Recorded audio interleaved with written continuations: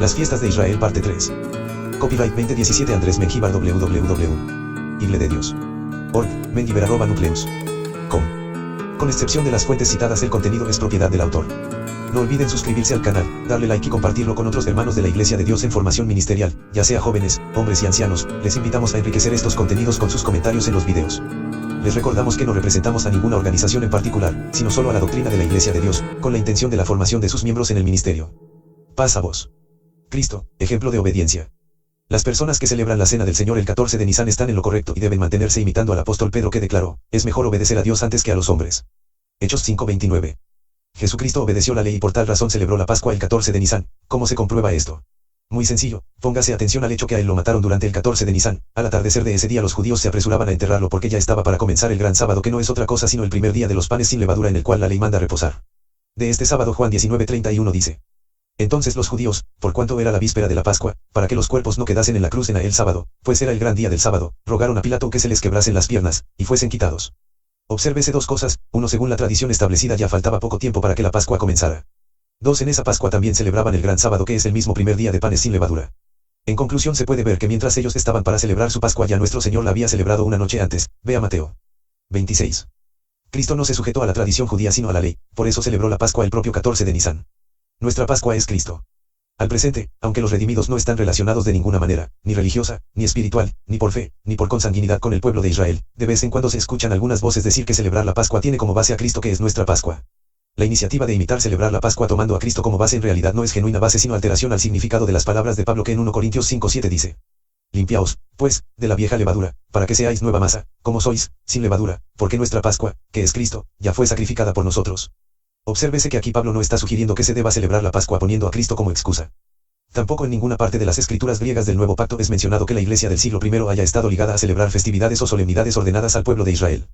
Simplemente no hay registro ni bíblico ni histórico con el cual constatar que alguna iglesia del siglo I haya celebrado Pascuas espirituales.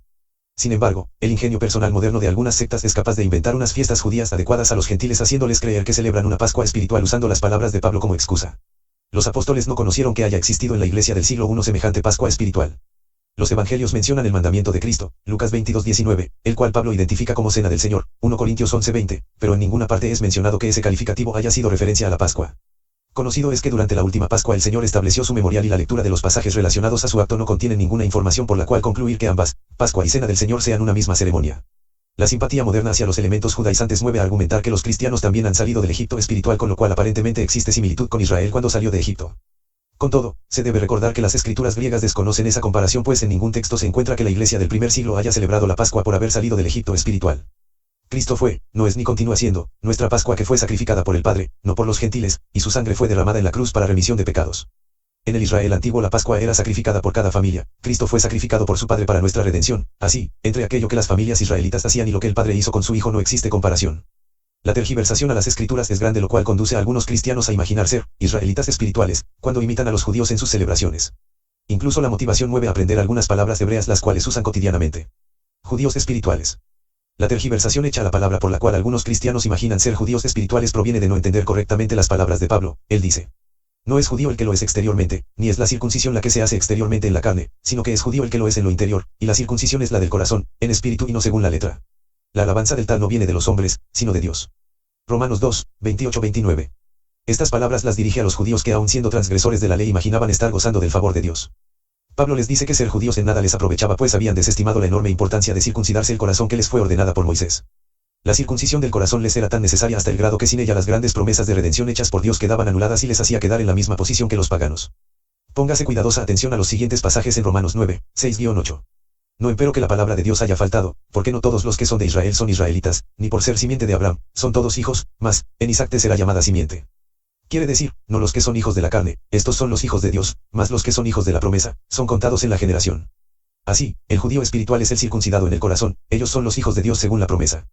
Pablo declara que ser descendientes de Abraham no significa ser hijos de la promesa. Los judíos nacidos dentro de la promesa, Romanos 9, 6-8, son identificados como el Israel de Dios en Gálatas 6:16. A todos los que anden conforme a esta regla, paz y misericordia sea a ellos, y al Israel de Dios. Solo la tendencia a tergiversar las palabras de Pablo ha sido la causa de que algunos gentiles hayan construido un castillo imaginario para vivir dentro de él creyendo ser israelitas espirituales. Ellos prefieren vivir ignorando que a ningún gentil que se haya convertido al evangelio se le cambia su naturaleza de gentil a israelita. No existe base bíblica para decir que media vez los gentiles aceptan a Cristo se convierten en judíos espirituales, la única base es la que ellos mismos imaginan. Como en el ayer así hoy, es decir, en la ley está escrito que cualquier gentil que deseara vivir en Israel debía ser circuncidado y de esa manera eran admitidos por Dios, pero ser aceptados no significaba que dejaban de ser gentiles. Rad fue aceptada para vivir en Israel pero siempre fue conocida como moabita. Urías era soldado en Israel pero siempre fue conocido como Urías el Eteo, hitita, y así otros. De consiguiente, los gentiles redimidos continúan siendo gentiles y como tales son mencionados varias veces en las cartas apostólicas puesto que el evangelio a nadie le cambia nacionalidad como algunos gentiles imaginan. Convertirse en judíos espirituales es un cuento inventado entre algunos gentiles que sin leer detenidamente las escrituras le cambian de significado a las palabras de Pablo. Semejante cuento nunca fue conocido por la iglesia del primer siglo ni es apoyado por los escritos apostólicos. Así, aunque la imaginación pinte cosas bonitas y atractivas no pasan de ser simple imaginación desconocida por la palabra de Dios. Otro mito moderno. Algunos comentarios surgidos en estos tiempos dicen que la Iglesia de Cristo posee sus raíces en el judaísmo. Esta clase de comentario es completamente falso, es solo una idea nacida con fines comerciales y proselitistas. La Iglesia de Dios posee sus raíces en Cristo que es su fundador y sustentador y maestro y redentor. Incluso para que los israelitas del siglo I, los 144.000, pudieran ser salvos les fue necesario abandonar el judaísmo. Si Dios les hubiera contado por justicia vivir en el viejo sistema judaísta solo agregando a ello aceptar a Cristo, entonces la muerte redentora no habría tenido razón pues el pueblo ya poseía en el judaísmo su medio de justificación. Los 144.000 sellados salieron de ese sistema para entrar a uno completamente nuevo traído por Cristo. Obsérvese que Cristo ni cambió ni modificó las enseñanzas judías sino que trajo del Padre un sistema redentor completamente nuevo. Los 144.000 sabían que el Evangelio era nuevo y venía del cielo directamente de Dios tal como Él lo declara en Juan 6:38, 17:26, etc. Por consiguiente, es falso decir que la iglesia ganada por Cristo tiene sus raíces en el judaísmo.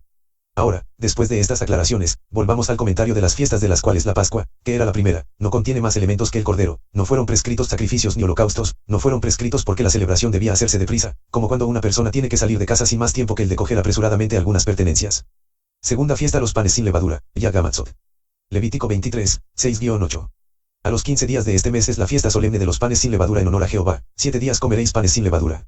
El primer día tendréis santa convocación, ningún trabajo de siervos haréis. Durante 7 días ofreceréis a Jehová ofrendas quemadas. El séptimo día será de santa convocación y ningún trabajo de siervo haréis. Posiblemente todos los comentarios de la Biblia disponibles en el mercado siguen la tradición judía de unir la Pascua con la fiesta de los panes sin levadura. A esta fusión le llaman Pascua, de tal manera que la verdadera Pascua, que debía celebrarse durante la noche del 14, pasó a ser celebrada el 15. Es probable que a ningún comentarista le interese contradecir a la tradición para no perder credibilidad ante las muchedumbres tradicionales. Lo cierto es que el conocimiento de la ley de Moisés carece de interés entre los gentiles quienes prefieren seguir las guías judías tradicionales para evitarse antagonismo sobre tópicos con los cuales están poco o nada familiarizados. Cuando se trata de dar una respuesta al tópico de la Pascua en el 14 o 15 de Nisan la respuesta depende de la persona que responde, así, del sitio web www.ais.com se ha tomado la siguiente nota. Pascua, 14 o 15. Porque la Pascua es celebrada en todo el mundo comenzando en la noche del 15 de Nisan. La Torá declara varias veces que la celebración de la Pascua cae en el día 14, Éxodo 12:5, Levítico 23:5, Números 9:3, en mi conocimiento, en el calendario judío el día sigue a la noche. De esta manera la cena tendría que celebrarse al inicio del 14, pero los judíos la celebran universalmente en el 15. ¿Por qué? El rabí de Ais responde. Gracias por su interesante pregunta. Usted está en lo cierto pues la Torá menciona una celebración en el 14 de Nisan. Pero interesantemente, esa celebración es separada de la Pascua, la cual empieza en el 15. Si usted lee Levítico 23, 5-6 cuidadosamente verá que hay dos celebraciones al mismo tiempo.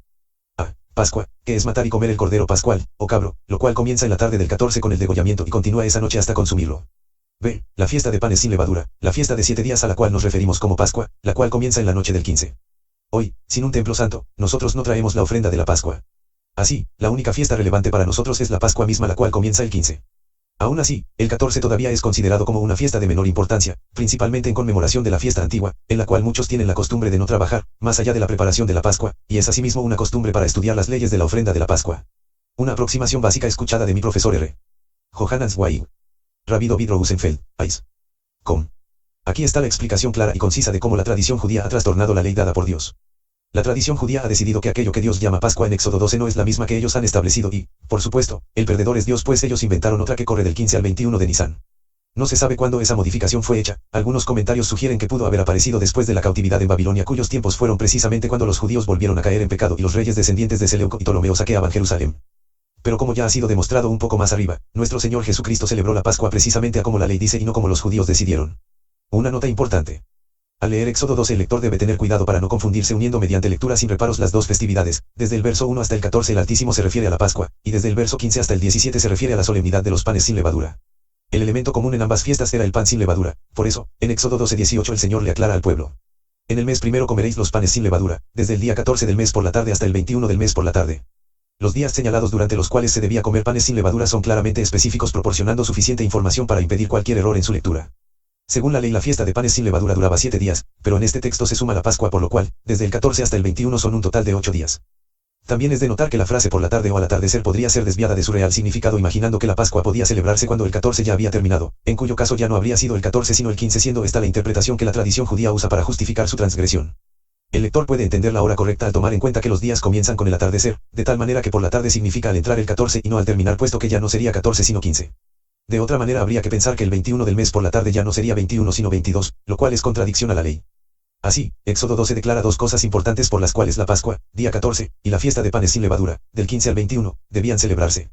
La primera era para conmemorar cuando el ángel mató a los primogénitos egipcios y libró a los primogénitos israelitas, la segunda fue establecida para conmemorar la salida de la esclavitud. Durante la semana de panes sin levadura el pueblo debía sacrificar animales en holocausto, tal como Números 28, 18-25 declara. El primer día habrá santa convocación, ninguna obra de siervos haréis. Presentaréis, como ofrenda que se quema en holocausto a Jehová, 2 becerros de la vacada, un carnero y 7 corderos de un año, sin defecto. Su ofrenda de harina amasada con aceite, 3 décimas por cada becerro, 2 décimas por el carnero, y por cada uno de los 7 corderos ofreceréis 1 décima. También ofreceréis un macho cabrío como expiación para reconciliaros. Esto ofreceréis además del holocausto de la mañana, que es el holocausto continuo. Conforme a esto ofreceréis cada uno de los 7 días, vianda y ofrenda que se quema con olor grato para Jehová, se ofrecerá además del holocausto continuo y de su libación. Y el séptimo día tendréis santa convocación, ninguna obra de siervos haréis. Un total de 11 animales eran sacrificados, a los cuales les acompañaba una porción de flor de harina amasada con aceite. Sin los sacrificios de animales la fiesta sería una ofensa a Dios, quien ordenó cómo se debía celebrar. Es claro que con la destrucción del templo y de la ciudad de Jerusalén, el sistema terminó. Todo cuanto Israel ha venido celebrando desde aquel tiempo hasta el presente es solo una remembranza. Cuanto hacen no es exactamente lo que Dios les ordenó, y por lo inquebrantable de la voluntad de Dios seguramente Él no acepta fiestas a medio celebrar. La tercera fiesta, la fiesta de las semanas, Yad HaSabot. Esta festividad contiene varios significados implícitos, así, además de fiesta de las semanas, Yad HaSabot, también es conocida como fiesta de las primicias, Yad HaBikurim, y fiesta de la cosecha, Yad HaKatzir. A partir de las escrituras griegas del Nuevo Pacto vino a ser conocida como Pentecostés. La festividad comenzaba el 16 de Aviv y terminaba el 6 de Sivan. Tomando esta fecha como referencia, el lector conoce el día en que el Espíritu Santo fue derramado en el aposento alto. Es debido a que en ese día sucedió tan portentoso milagro de Dios que algunos cristianos simpatizantes de las fiestas judías toman como válida la celebración de Pentecostés. ¿Coincidencias? Existe error de interpretación entre los simpatizantes, judíos y gentiles, de las fiestas judías debido a dos coincidencias. La primera se relaciona con la fecha cuando el Espíritu Santo fue derramado, lo cual aconteció para aprovechar que todos los judíos que habían descendido a Jerusalén escucharan el mensaje de salvación, o sea, Dios no tenía el propósito de hacer que los gentiles entendieran que debían celebrar tal fiesta, la iglesia de ese tiempo tampoco entendió tal cosa, hoy sin embargo algunas personas fabrican ese significado. La segunda coincidencia fue que, se dice que el pacto del Sinaí fue hecho en la misma fecha en que Pentecostés debía celebrarse. Por supuesto que el Israel antiguo nunca conoció tal cosa, sin embargo, la tradición judía actual lo da como un hecho y lo ha oficializado. De esa manera le restan toda importancia al verdadero propósito ordenado por Dios y con orgullo celebran su propia institución tradicional. Los apóstoles nunca conocieron que la fiesta de las semanas debiera recibir atención porque en ese día Dios envió su Espíritu. Tampoco en ninguna parte de las Escrituras se ordena que judíos o gentiles deban celebrar Pentecostés en recuerdo del pacto del Sinaí. Como sucede con la tergiversación de la fiesta de panes sin levadura, así tergiversan el significado de Pentecostés. La tradición judía ha establecido, y fuertemente sostiene, que la celebración conmemora la data de la ley en el monte Sinaí.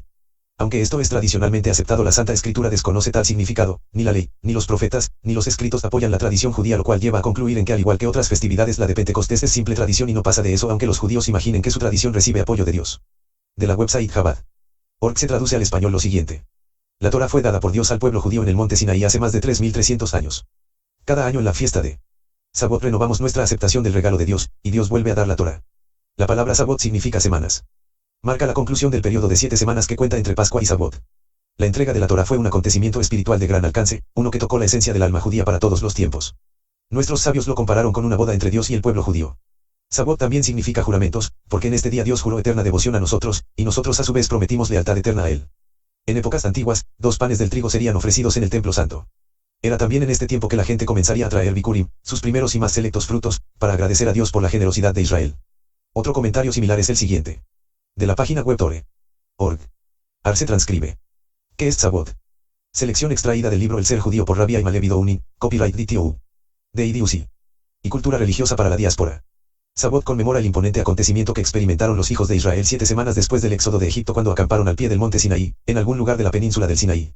Este suceso fue la revelación, mediante la cual la voluntad de Dios se reveló a Israel, señala la proclamación de los 10 mandamientos. Aunque esos mandamientos no constituyen la totalidad de la Torá, que consiste en 613 preceptos, Taryag Mitzvot, ellos constituyen su fundamento. Los 10 mandamientos conforman la base misma de gran parte de lo que es la civilización occidental. Fácil, ¿no? Los artículos y comentarios referente a Pentecostés hechos por judíos invariablemente declaran lo mismo, es decir, que en ese día Dios les dio la ley en el Sinaí. Claro que siendo comentarios hechos por judíos para la opinión de los gentiles necesariamente están lo cierto, como tal los comentarios de la Biblia simplemente copian lo que la tradición judía dice sin investigar a fondo. Ahora se transcribe lo que dice la enciclopedia judía cuyo comentario es más honesto, evita que sus lectores divaguen leyendo tradiciones. Es difícil determinar si la controversia en cuanto a la fecha de la celebración de Pentecostés era simplemente una cuestión de calendario o si tuvo su origen en el intento de asignar al festival un motivo histórico como el que faltaba en el Antiguo Testamento.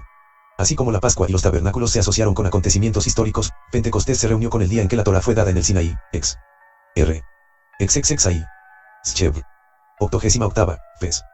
68b, Maimónides, More, 341, Camp. Ex. 19, 1. El hecho de que esta asociación tuviera algo que ver con la controversia del calendario parecería derivarse del hecho de que Filón y Josefo no mencionan ni la entrega de la ley en ese día ni la disputa del calendario. Una cierta penetración en el origen de esta asociación de Pentecostés con el dar de la ley es proporcionada por los jubileos donde la alianza con Noé con respecto a la consumición de la sangre se hace en la festividad de las semanas. Este convenio es renovado con Abraham y con Moisés en el mismo día. Necesitaba un paso más adelante para colocar el pacto en el Sinaí también el mismo. Enciclopedia Judía, Luis Chinsaiclepidie, artículo Pentecostés. Como se puede ver por este párrafo tomado de esta enciclopedia, la tradición judía da por cierto que la fiesta de Pentecostés conmemora el día en que la ley del Sinaí fue dada, a la vez expone lo que otros comentaristas ocultan, o sea, que todos esos comentarios son meras leyendas formadas por la tradición que no posee ninguna base para demostrar que el día en que la ley fue dada corresponda con la fecha del Pentecostés. Seguramente existe conflicto entre la tradición y el Altísimo, puesto que la razón que Dios dio para celebrar la fiesta de las semanas irreverentemente es soslayada y a cambio se le hace grande propaganda a un acontecimiento inventado por ellos mismos. Como se puede ver, es difícil determinar si la controversia en cuanto a la fecha de la celebración de Pentecostés era simplemente una cuestión de calendario o si tuvo su origen en el intento de asignar al festival un motivo histórico como el que faltaba en el Antiguo Testamento. Así como la Pascua y los tabernáculos se asociaron con acontecimientos históricos, Pentecostés se reunió con el día en que la Torá fue dada en el Sinaí. Como expone este registro enciclopédico, ni Filón ni Josefo, siglo I c. mencionan ni mucho menos comentan ninguna asociación de Pentecostés con la data de la ley, lo cual fuertemente sugiere que incluso en el siglo I de la era cristiana ese significado todavía no había aparecido. La conexión de Sabot, fiesta de las semanas, con la revelación en el monte Sinaí es de origen tardío y no es mencionada por Josefo ni por Filón. En la Torá el día es designado como fiesta de la cosecha, o el día de los primeros frutos o la fiesta de las semanas. La designación como día en que nos fue dada la ley encontrada en el libro de oraciones de origen tardío. Abraham P. Black. El trasfondo bíblico histórico de las fiestas judías. Cuenta Publishing House, 1978, p. 229. La tradición israelita ha establecido una modalidad bastante interesante, la cual consiste en creer que durante ese día el pueblo recibe la Torá y ellos cada año la reciben. De igual manera, en Sabot el pueblo acostumbra comer derivados lácteos y miel, lo cual hacen en recuerdo de la promesa del Altísimo de introducirlos a una tierra que por ser tan fértil fue comparable a una tierra que fluía leche y miel. Incluso suponen que David nació y murió precisamente en Sabot, la Santa Escritura nada dice de eso. El pueblo israelita ha tomado la iniciativa de hacer de esta festividad un tiempo de mucha alegría, sin que la Torá sirva de apoyo. Lo que ordena la ley es que en ese último día de la festividad se debe reposar, no se debe trabajar porque es sábado festivo. Este comentario claramente dice que la festividad ha sido cambiada de significado, y sin lugar a dudas el propósito original declarado por Dios en la ley ha sido abandonado. Es clara la importancia que el pueblo da a su tradición, lo cual se desconocen las razones que a través de los siglos les ha movido a validar su iniciativa en abierto desinterés por la orden que Dios les dio. Este y todos los estudios que hemos compartido del Centro de Recursos Ministeriales Sinaí de la Iglesia de Dios, pueden encontrarse en www.iglededios.org/estudios. Este canal no tiene fines de lucro. Si el propietario actual de lo generado en este canal no desea compartir dicha información, puede decirnos en algún comentario del canal, no es necesario reportar al mismo. Paz a vos.